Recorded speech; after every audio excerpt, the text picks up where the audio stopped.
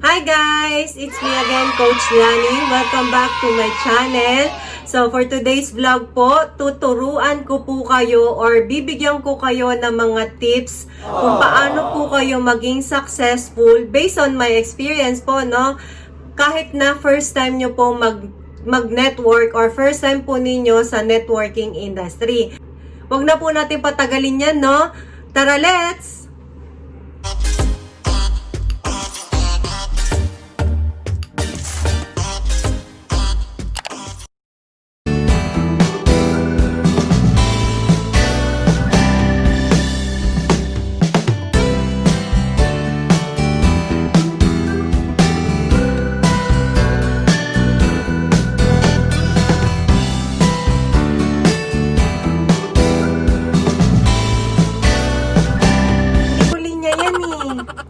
Yayaman ba ako dyan? Naku, networking, katulad din yan ng iba. Yung mga nauna lang kumikita dyan. May pera ba talaga sa networking? So, yun po yung mga frequently questions po every time po na may mga sasali po sa aming negosyo or sa ating negosyo, lalo na po kung maririnig po nila na networking, yan po yung usually nilang sinasabi. No? So, ngayon po, hindi rin naman po natin sila masisisi dahil yung iba po na scam or hindi man po sila na scam, may kakilala silang na scam na kaibigan. Kaya ang thinking tuloy nila, kapag sila po isasali sa networking, ganun din po yung mangyayari sa kanila. Pero patutunayan ko po sa inyo na ako po si Coach Lani, dati rin naman po akong na-scam. O kaya ayaw ko rin po mag-networking, it's because yun po yung naging naranasan or yung naranasan ko before. Pero dahil nakita ko po itong company na to, yung TPC, no, na which is legit. Ngayon po, ituturo ko po sa inyo, no, kung ano po yung mga sikreto or tips po based sa experience ko po and tinuro ng aking mentor para maging successful dito po sa larangan ng networking kahit first time nyo po. So, ngayon po naging successful po ako dahil sa paggamit ng social media or mga Facebook, Instagram, Twitter, something kung ano pong meron kayo. Pero pinakapatok po na talagang kumita kami is kagagamit po or dahil sa paggamit po ng Facebook namin. So, hindi na po natin patatagalin pa. Tara, let's umpisahan na po natin. So, number 1 tip ko po sa inyo is look for the saleable product or fast-moving product. So, ngayon po, kailangan po kung papasok po kayo sa isang negosyo, dapat po is yung mabebenta nyo po agad o hindi po may stock sa bahay ninyo dahil may stock din po yung pinampuhunan ninyo sa negosyong pinasok ninyo. Tingin po kayo kung ano po yung mga necessity ng mga tao. So ano po ba yung mga necessity? Kaya po ako pumasok sa TPC, it's because ang produkto po ng Telepreneur Corporation is loading. Ibig ko po sabihin, hindi ko pa man po ginagamit o hindi ko pa po man negosyo, ginagamit ko na po siya. So, alam ko po na ang lahat po ng mga Pinoy, lahat po ng mga tao is gumagamit po ng load. So, sabi nga po nila, kahit anong ganda ng cellphone mo, wala pong kwenta yan or wala pong silbi yan kung wala po siyang load. So, kahit po yung mga ibang negosyo, isipin nyo po kahit po yung mga ibang nagne-negosyo, kahit iba po yung negosyo nila, still gumagamit pa rin po sila ng load. So, why not? Gamitin po ninyo ang TPC or magnegosyo po kayo ng TPC para po yung mga dati nyo pong ginagamit na or pinagkakagastusan is magiging negosyo nyo na po yan. So, lalo na po ngayong pandemic, no? Talagang yung mga tao po, yung load sales po talaga namin is talagang nag-triple. Kasi talagang lumaki po talaga yung lumaki po talaga yung sales namin ngayong pandemic dahil ang mga tao nasa bahay lang po. So, more on social media po ang mga binubuksan nila and gumagamit po sila ng mga data. Yung iba naman po nagmo-Mobile Legends. Nagustuhan ko pa rin po dito sa TPC kung bakit po ako nag-join is hindi lang po loading ng ng mga telco or mga networks ang pwede nilang loadan. Pwede rin pong loadan even yung Signal TV, yung mga cable po. So, yun po yung tip number 1 ko po sa inyo. So, tips number 2 po is look for the company na legit po. So, kailangan po yung papasukan po ninyong negosyo, dapat tingnan nyo po kung ano po siya, kung legit po ba yan, kung hindi po ba sila mga scammer, and meron po kayong produktong makukuha kapag po nag-avail kayo ng product. Kasi po, tulad ng nangyari po sa akin dati, kaya po ako sumali sa networking dati at na-scam po ako, it's because ang sabi nila sa akin, parang paluwagan lang, tapos wala pong product, sasahod ako the next week, which is, hindi naman po ako nakasahod. So, yun po yung tips ko sa inyo, or tip ko po sa inyo na tingnan nyo po yung mismong company, i-search nyo po siya sa Google, i-search nyo po yung SEC registered number niya kung talagang legit company to. Tips number 3. So, learn how to present your business. So, syempre, dahil negosyante ka na ngayon at pumasok ka po sa networking industry, kahit hindi po networking industry yan, kahit ano pong negosyo, once na pinasok nyo po yung negosyong yan, kailangan nyo po siyang pag-aralan. Para po, kapag po humarap na po kayo sa mga tao or sa client ninyo, alam po ninyo kung paano nyo po ipipresent yung negosyo ninyo. By the way po, kapag nagne-negosyo po tayo, hindi po agad-agad yung negosyo yung makikita nila sa atin, kundi yung sarili natin. Titingnan nila kung talagang kung alam mo po yung negosyong pinasok mo, and makikita po nila sa pagpe-present mo pa lang kung katiwa-tiwala po ba yung negosyong ino-offer mo sa kanila. So, kaya po dapat kayo po mismo, alam nyo po yung negosyong pinasok ninyo at alam po ninyong i-present to sa mga clients ninyo para mapasali nyo po sila at mapaniwala po ninyo na maganda po yung negosyo na meron ka. Tips number 4 po tayo, learn how to use your social media accounts for your business. So, tulad po ng sabi ko kanina, no, naging successful po kami sa larangan ng networking. It's because dahil po sa Facebook account po namin. So, dati po, no, sumali po ako sa TPC, ginawa ko po, araw-araw po ako nagpo-post sa Facebook, nagtatag po ako sa mga kakilala ko po, kahit po magalit po sila sa akin or i-unfriend po nila ako, or minsan nagugulat na lang po ako, may message nila ako, wag ko silang itag, pero okay lang po sa akin yon kasi nagne-negosyo po tayo dito, and kasi po proud po ako sa negosyong meron ako. So kayo po dapat po kapag po pumasok kayo sa networking na sinalihan ninyo or sa TPC, dapat po hindi po kayo nahihiya na i-promote yung negosyong meron kayo. Araw-araw po kayo mag-post. Araw-araw din po ninyong itag yung mga prospects ninyo. Bakit? Kasi doon po ako nakuha ni Coach Crystal. And lahat po ng mga leaders ko na tinag ko, mga sumali na rin po sa akin dito sa TPC. So, yun po kasi yung way ng pagpapakita nyo sa kanila or para malaman nila yung negosyong meron ka nang hindi mo sila inaalok. So usually kasi 'di ba, nahihiya po tayong mag-alok kasi usually yung ibang gustong sumali sa networking, mag-aalok ba ako? Nahihiya po sila, tama po. So ganyan din po ako dati, hindi po kami nag-aalok ng negosyo, kaya ang ginagawa po namin, nagtatag po kami sa mga prospects namin, and yun po yung magandang way ngayon ng pagpapakilala mo ng negosyo mo. And isa po yun sa 100% effective way po para makapagpasali ka ng mga clients mo online. So, minsan, yung Instagram ko din po, nagpo-post din po ako doon sa Instagram account ko.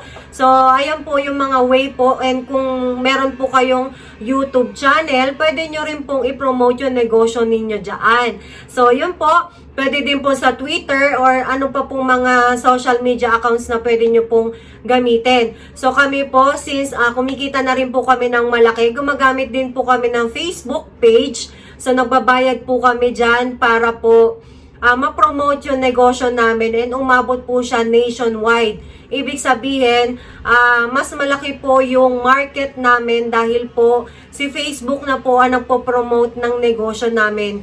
So yun po yung next na i-vlog ko po kung paano po gumawa or paano po kayo kikita sa Facebook page na gagawin po ninyo. So tips number 5. So, act like a leader and be a leader sa mga team po ninyo sa TPC or sa networking na sinalihan po ninyo.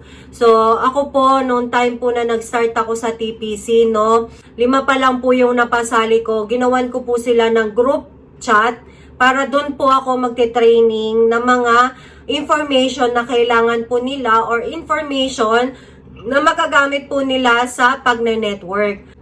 Believe in yourself, kailangan po sa sarili mo, napatunayan mo po na kaya po ninyo. Wala pong ibang tutulong sa'yo kundi sarili mo lang. Okay? So, kung walang maniniwala sa'yo, kung ikaw sa sarili mo, hindi ka naniniwala na kaya mo.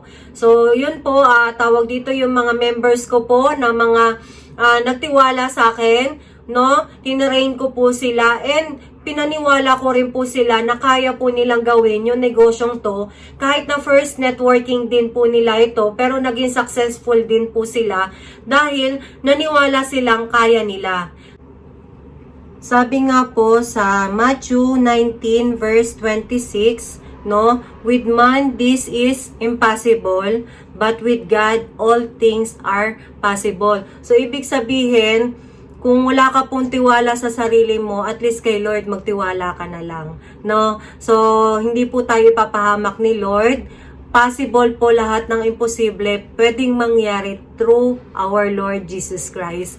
So yun po yung tips number 5 natin. So tips number 6 is be consistent and trust the process. So dapat po kapag po pumasok tayo sa TPC or sa networking business, dapat po katulad din po yan ng mga traditional business na dapat consistent po yung sipag natin sa nenegosyo. So dapat po araw-araw nagpo-post ka sa FB regarding sa negosyo mo, and araw-araw may tinatag kang tao, may mga bago ka pong natututunan, and may mga kumbaga araw-araw dapat nag-i-improve ka as a leader or nag-i-improve ka para lumaki po yung negosyong hawak mo. So yun po, and trust the process. Kahit po barya-barya lang po muna yung kinikita nyo sa ngayon, trust the process na dadating din po yung time na kikita po kayo ng malaki, and dapat naniniwala po kayo dito kasi tawag dito, kapag the more na naniniwala ka sa ginagawa mo, nakikita ni Lord dyan. Kung marunong kang mag-appreciate na maliit na blessings, bibigyan ka ni Lord ng mas malaki. So, minsan kasi yung iba, tawag dito, tinitingnan kagad yung malaking kita ng upline nila or ng mga grand mentor nila, katulad namin, tinitingnan po ninyo yung iba po, yung malaki na po namin kita. Kaya ang akala ng iba, ganun na din po agad-agad yung kikitain nila. So, hindi po nila nakita na yung kung paano po kami nag-start. Ang nakikita na lang po nila is yung resulta namin ngayon. Pero yung pinaghirapan po namin mula nung nag-start kami sa TPC is hindi naman po nila nakita yon. So, hindi po ganun din talaga kadali na kumita ng malaki. So, magdadaan ka po talaga sa process. Kaya, mind you, ako na po nagsasabi na i-enjoy nyo po yung process ng pagiging successful nyo po sa isang negosyo. So, yun po yung tips number 6 natin. So, sabi nga po sa Bible is sa 2 Chronicles 15 verse 7, but as for you, be strong and do not give up, for your work will be rewarded. No? So, nasa Bible po yan, nakikita ni Lord lahat ng sacrifices natin, lahat ng sipag natin. Kapag worth it po na ibibigay ni Lord sa atin yan, nakikita po niya yung sipag natin and determination natin. So, wag lang po kayong mag-give up. lakasan nyo po yung loob ninyo and lakasan nyo rin po yung faith kay Lord. Kasi susubukin niya po talaga kayo kung gaano po kalakas yung faith ninyo sa Kanya na kaya niya po kayong pagyamanin at kaya niya po kayong gawin successful someday sa larangan ng pinili po ninyo. Naniniwala po ako dyan na so what you reap po, kung ano po yung tinanim nyo po ngayon, aanihin nyo rin po yan pagdating ng araw. Tips number 7. Sumama ka sa mga taong successful. So, dapat po, time is gold nga po. Ibig ko sabihin, dapat yung mga sinasamahan nating mga tao, yun po yung mga makakatulong sa negosyo natin or makakatulong sa buhay natin para umangat tayo. Okay, sabi nga po nila, kung sumama ka po sa mga taong chismosa, magiging chismosa ka rin. Kung sumama ka sa mga taong panayang inom, magiging manginginom ka rin. Tama po? Pero kung sumama ka po sa mga taong successful, magiging successful ka din po. Kaya ako po, that time po nung nag-start po ako sa TPC, kahit wala pa po akong alam, ang ginagawa ko po is lagi po ako sumasama sa upline ko kay Coach Crystal. Sumasama ako sa mga presentations niya. Sumasama ako kung saan siya pumupunta. Halos araw-araw kami magkakasama. No? So, araw-araw din kami nagkakabanding and nagkaka-chat. No? So, ang maganda po kasi dito kapag lagi kayo nagkakausap at lagi kayo magkasama, kung ano yung naging resulta ng upline mo, kung successful siya sa TPC, o sa larangan ng networking, magiging ganun ka rin. So, lapit ka lang sa kanila, magpaturo ka, magpa-motivate ka. Kaya nga, dapat talaga, time is gold. Dapat yung mga time natin na natitira dito sa lupa, dapat maging kapaki-pakinabang. No? So, wag natin sayangin yung oras na dapat na-enjoy natin yung buhay natin dito sa mundo. So, sabi nga po sa Proverbs, 12 verse 26, no? The righteous choose their friends carefully, but the way of the wicked leads them astray. So, dapat po talaga mamili po tayo ng mga taong sinasamahan natin. Dapat po yung makakatulong sa buhay natin, hindi sa makakasira ng buhay natin. So, kung kayo po, hindi ko po yung minamaliit ang pagiging empleyado dahil galing po ako dyan, no? Hindi po natin minamaliit yan, pero kung puro empleyado po ang kasama natin, magiging employee mindset po tayo. Pero kung ang mga negosyante ang lagi mong kausap, lagi mong nakaka-chat, lagi mong nakakasama, magiging negosyante ka rin at magiging successful ka din sa larangan ng pinasok mo. Tips number 8. Stop thinking that networking is easy.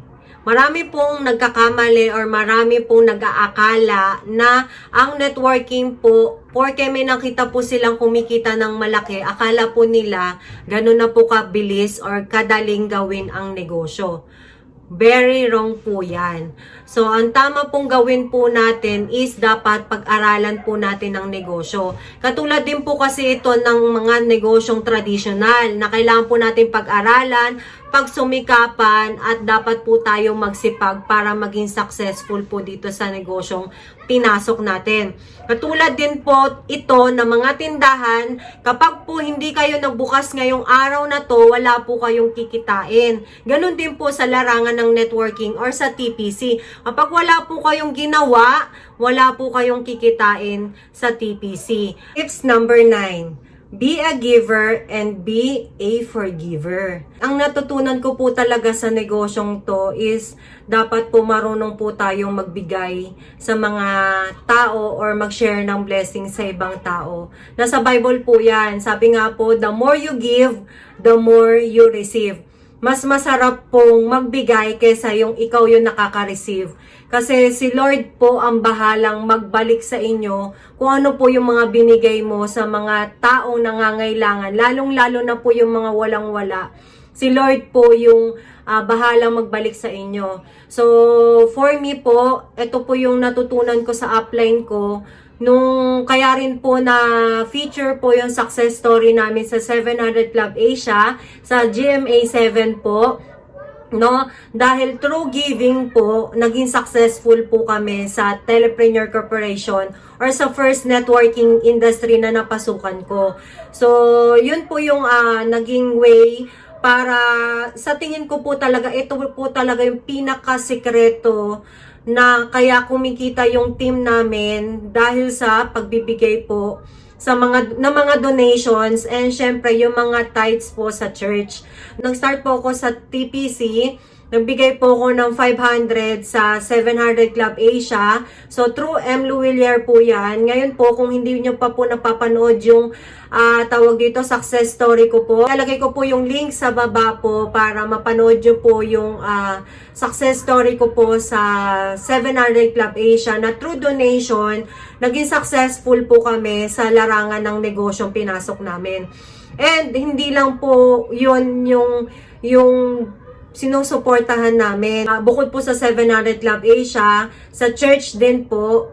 And naniniwala po ako na pag inuna mo po mag-tithes kay Lord, yung mga kinikita mo po is nagbibigay ka po sa church, iba po talaga yung balik ni Lord sa'yo. Iba po talaga yung gagawin niya sa buhay mo. No? So, sabi nga po nila, the more you give, the more you receive po talaga. So, kung ano po yung tinanim po ninyo sa pagbibigay, yun din po yung aanihin ninyong ibibigay ni Lord sa buhay ninyo. So, minsan, hindi nga po, yung iba po nag-expect ng financial blessing kasi yun po yung nagiging iniisip nila na kaya po sila nagbibigay is gusto nila mag-prosper.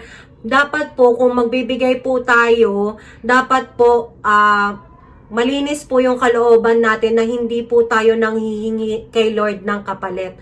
Kasi honestly, ang binibigay ni Lord na blessings, hindi lang po pang financial. Pwede rin pong i-bless ka niya sa health, i-bless ka niya sa protection, no? So, iba-iba po yung blessings na binabalik ni Lord. So, wag po tayo mag-expect. The least we expect, mas maa-appreciate po natin yung maliliit na blessings na binibigay ni Lord sa atin. So, sabi nga po sa Bible, Proverbs 11 verse 25, a generous person will prosper. Whoever refreshes others will be refreshed. So, tanim lang po tayo ng tanim na mabubuting ginagawa dito sa lupa. Si Lord po yung bahalang magbalik sa atin. And also, gusto ko rin pong i-quote to na dapat hindi lang po tayo giver. Dapat forgiver din po tayo. Isa po talaga to sa natutunan ko din. Kaya rin po siguro ako naging successful is because lahat po ng mga taong kinasamaan ko po ng loob, pinatawad ko po sila. Hindi naman po lingid sa kaalaman po ninyo na broken family po kami and sobrang sama po talaga ng loob ko sa tatay ko dahil iniwan po niya kami and nagkaroon po siya ng pamilya sa iba. Pero mula nung napunta po ako sa isang Christian church, dun ko po na-realize na dapat po pala hindi tayo nagtatanim ng sama ng loob sa kapwa natin. So that time, pinatawad ko po yung tatay ko and grabe, hindi nyo po mapapansin lahat po ng blessings na pumapasok sa buhay mo, hindi mo na po alam kung saan nanggagaling. Mahirap po yung may sama ng loob, kaya tanggalin na po natin yan. Patawarin na po natin yung mga tao nagkasala sa atin and ipag-pray po natin yung mga tao nakasakitan natin ng loob na mapatawad din po tayo. So yun po yung tips number 9 natin. And last but not the least, tips number 10, surrender it all to God. Naniniwala po ako na kapag sinurrender po natin lahat-lahat ng ginagawa natin kay Lord, siya na po yung ginawa nating driver ng buhay natin, no? Iba po talaga kapag yung plano po niya yung nasunod sa buhay natin, hindi po yung plano natin. Honestly, noong time na nag-TPC po ako, way back 2016, sabi ko, Lord, ayoko na pong magtrabaho. Ayoko na pong maging empleyado. Kaya pinag-pray ko po talaga tong TPC. Talagang pinag-pray ko po na, sabi ko, Lord, kung si TPC na, ibigay mo na po siya sa akin. Gagawin ko po lahat, Lord, para lang po bigyan niyo po ko ng malaking grupo. Aaralin ko po lahat, isusupport ko po yung members ko, kahit ano po gagawin ko para lang po mabigyan nyo po ko ng malaking grupo dito sa TPC. So, that time, gabi-gabi yan, talagang gabi-gabi hinihiling ko talaga kay Lord. And mind you, kapag humiling ka kay Lord, dapat maging specific ka. Dapat sabihin mo sa Kanya kung ano po yung gusto ninyong mangyari sa buhay ninyo. No, so, yun, naging specific ako kay Lord. Sinabi ko, Lord, gusto kong maging successful dito sa TPC. Kaya po, kung si TPC na, ibigay nyo na po siya sa akin. And lahat po gagawin ko para sa team ko. Basta lang po, bigyan nyo po ko ng mga leaders. Isusupport ko po sila whatever happens. So, every morning, kapag po gumigising ako, no, sinasabi ko po, Lord, sinusurrender ko na po lahat-lahat sa'yo. Ikaw na pong bahala sa negosyo namin, sa TPC. Ikaw na pong bahalang sa pamilya namin. Ikaw na pong bahala sa relationship namin mag-iina, relationship namin mag-asawa, relationship namin pamilya. Kayo na pong bahala dahil alam po namin na kapag ang plano mo ang nangyari, doon po kami mapapabuti at hindi po kami mapapasama. So, yun po yung dapat na ginagawa natin every morning. Pagkagising nyo, magpasalamat po tayo kagad kay Lord na ginising niya tayo ng healthy, wala tayong sakit, and yun, isurrender na po natin lahat kay Lord kasi hindi po niya tayo i-forsake. Sabi nga po, He will never leave us nor forsake us. No, tama? So, talagang mahal tayo ni Lord. Dapat maging specific lang po tayo sa paghiling sa Kanya kasi si Lord, alam po niya kung ano po yung mga pangangailangan natin. Eh, Lord, kahit hindi na po ako humiling, alam niyo na po yung mga pangangailangan ko. Doon po niya tayo tinetest yung faith natin na dapat maging specific tayo sa kung ano yung gusto natin sa buhay. So kung gusto niyo po maging successful sa TPC, hilingin mo kay Lord. And, syempre, sabi nga po nila, nasa tao ang gawa, nasa Diyos ang awa. Kaya kailangan po, ikaw mismo, kung hiniling mo kay Lord, gawin mo rin po yung side mo or gawin mo po yung pagsisipag mo. Okay po? Kaya yun po yung sinasabi ko po na dapat po talaga isurrender natin lahat to kay Lord. So, hindi niya po tayo ipapahamak. Ilalagay niya po tayo sa tama. Okay po? So, sabi nga po sa Bible na 2 Corinthians 12 verse 10, when you've done everything you can do, that's when God will step in and do what you can't do. Tama? So, may mga, hindi po tayo Superman, hindi po tayo Superwoman, hindi po natin kaya lahat kung hindi natin kasama si Lord sa buhay natin. Dapat po, unahin natin si Lord bago po ang iba. Sabi nga po sa Matthew 6 verse 33, seek first the kingdom of the Lord and all these things shall be added unto you.